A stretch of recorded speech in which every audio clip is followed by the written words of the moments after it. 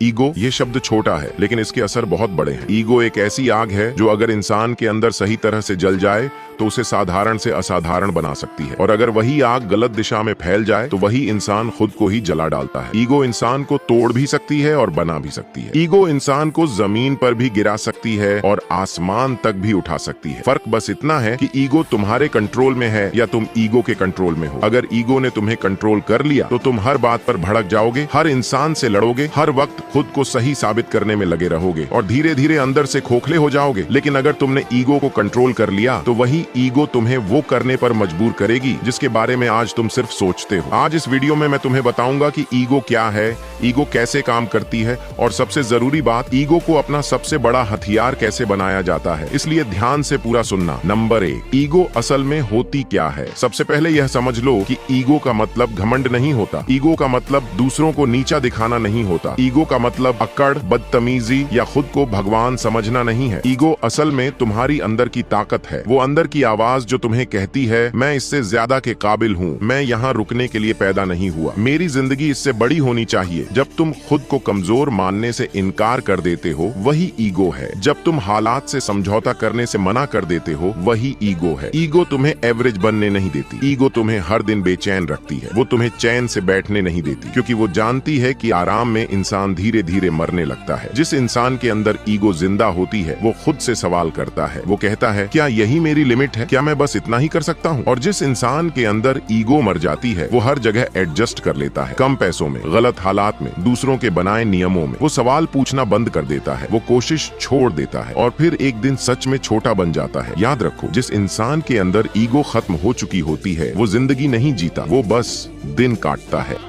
Number 2, negative ego क्या होती है। अब बात करते हैं उस ईगो की जो इंसान को अंदर से खोखला कर देती है। नेगेटिव ईगो वो जहर है जो धीरे धीरे इंसान को खत्म करता है और सबसे खतरनाक बात यह है कि इंसान को पता भी नहीं चलता। जब नेगेटिव ईगो आ जाती है तो इंसान खुद को सबसे ऊपर समझने लगता है। वो सुनना बंद कर देता है, सीखना बंद कर देता है। उसे लगता है कि अब उसे किसी की जरूरत नहीं और यही सोच उसकी ग्रोथ को मार देती है। नेगेटिव ईगो इंसान को यह भ्रम देती है कि वो पहले से ही परफेक्ट है और जो इंसान खुद को परफेक्ट समझ लेता है वो कभी आगे नहीं बढ़ता। अगर कोई उसकी गलती बताए तो उसे सलाह नहीं, बेइज्जती लगती है। अगर कोई आगे निकल जाए तो उसे इंस्पिरेशन नहीं, जलन होती है। ऐसा इंसान खुद को बेहतर बनाने की जगह दूसरों को नीचे खींचने लगता है। नेगेटिव ईगो रिश्ते तोड़ देती है, मौके छीन लेती है और आखिर में इंसान को अकेला छोड़ देती है। बाहर से अकड़ दिखती है लेकिन अंदर डर बैठा होता है। डर कि कहीं मेरी कमजोरी न खुल जाए, डर कि कहीं कोई मुझसे आगे न निकल जाए, और यही डर इंसान को वहीं रोक देता है जहां वो है। नंबर 3, पॉजिटिव ईगो क्या होती है। अब ध्यान से सुनो, अगर तुम्हारे अंदर पॉजिटिव ईगो जाग गई तो वही तुम्हारी जिंदगी बदल देगी। पॉजिटिव ईगो तुम्हें यह मानने नहीं देती कि तुम कमजोर हो, ये तुम्हें रोज कहती है तू इससे बेहतर बन सकता है और बनेगा। जब तुम थक जाते हो, जब छोड़ देने का मन करता है, तब यही ईगो तुम्हें पकड़ कर कहती है रुक नहीं सकता, हारना तेरी फितरत नहीं है। लोग मजाक उड़ाएंगे, लोग शक करेंगे, लोग तुम्हारी औकात पर सवाल उठाएंगे, लेकिन पॉजिटिव ईगो तुम्हें बहस करने नहीं भेजेगी, वो तुम्हें काम करने भेजेगी। वो तुम्हें डिसिप्लिन सिखाएगी, कंसिस्टेंसी सिखाएगी और हर दिन थोड़ा थोड़ा बेहतर बनाएगी। यह ईगो किसी को नीचा दिखाने के लिए नहीं है, ये तुम्हें ऊपर उठाने के लिए है। अगर यह ईगो जिंदा है तो तुम झुकोगे नहीं, तुम टूटोगे नहीं, तुम आखिरी सांस तक लड़ोगे। नंबर 4, ईगो अपने अंदर कैसे जगाए। ईगो बाहर से नहीं आती, ईगो दर्द से पैदा होती है। उस वक्त को याद करो जब तुम्हें हल्के में लिया गया, जब तुम्हारी कोई कीमत नहीं थी, जब तुम बोलते थे